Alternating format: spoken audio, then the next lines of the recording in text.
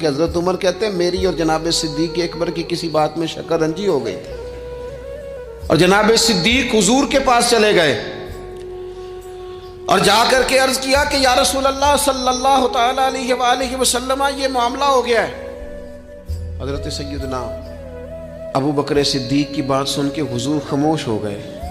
حضرت صدیق نے عرض کی حضور میں نے کہا بھی تھا، عرض بھی کی تھی، لیکن عمر فاروق مانے نہیں، یہ اگر کوئی بھائی معذرت کرے تو اس کی قبول کر لینی چاہیے۔ ہمارے ہاں نا احساس ہونے پر منتیں کرتے دیکھے ہیں میں نے بھائی،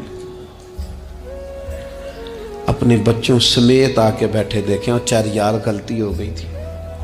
وہ بندہ جس کی روزانہ لاکھوں غلطیاں رب معاف کرتا ہے، وہ کسی کی ایک خطا بھی معاف کرنے کو تیار نہیں ہے۔ شادی کا موقع ہے، منانے کے لیے جا رہے ہیں رشتہ دار، کہتے ہیں آج ہی تو ٹائم آیا ناراض ہونے کا، اور تیار ہی نہیں ہے، راضی نہیں ہوتے ہیں۔ یہ حدیث یاد رکھ لینا، نبی پاک علیہ الصلوۃ والسلام نے فرمایا جس کا بھائی اس کے پاس معذرت لایا، معافی مانگنے آیا اور اس نے معاف نہ کیا، محبوب فرماتے میرے حوض کوثر پہ نہ آئے، یہاں نہ آئے۔ وہ تیرا بھائی ہاں کوئی عقیدے کا مسئلہ تھا، کوئی شرعی معاملہ تھا تو بات اور تھی، ذات کے لیے بت بنا کے رکھے ساری زندگی، اور معافی دینے کو ہم تیار نہ ہوئے، احساس ہی نہیں پیدا کیا کہ وہ جو آ گیا ہے وہ تو اب آ گیا، اب ہمیں درگزر کا حکم تھا۔ حضرت ابو بکر صدیق رضی اللہ تعالیٰ عنہ نے معذرت چاہی، لیکن جناب عمر کے مزاج میں جلال تھا، وہ ناراض ہیں۔ حضرت صدیق حضور کی بارگاہ میں حاضر ہو گئے، سارا مدعا عرض کر دیا۔ حضرت عمر کہتے ہیں میں پیچھے گیا، اور جب میں گیا تو میں حال سارا سمجھ گیا۔ کہتے ہیں جب نبی پاک کی بارگاہ میں گیا تو جو حضور کے جملے تھے وہ جناب صدیق اکبر کی عظمت کو کہاں سے کہاں لے گئے۔ محبوب فرمانے لگے عمر کیا تم میری خاطر ابو بکر کو چھوڑ نہیں سکتے تھے؟ فرمایا جب سب مجھے جھٹلا رہے تھے یہ میری تصدیق کر رہا تھا، جب سب کی تلواریں نیام سے باہر نکلی ہوئی تھی اور ابو بکر سینہ کھول کے میری حفاظت کر رہا تھا، تم میری وجہ سے اسے چھوڑ نہیں سکتے تھے۔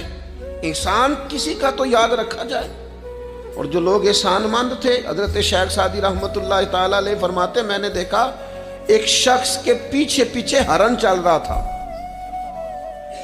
وہ ذرا میرے قریب آیا تو میں نے اسے آ کے کہا کہ یہ ہرن تو بندہ دیکھ کے بھاگ جاتا ہے، تیرے پیچھے کیسے چل رہا ہے؟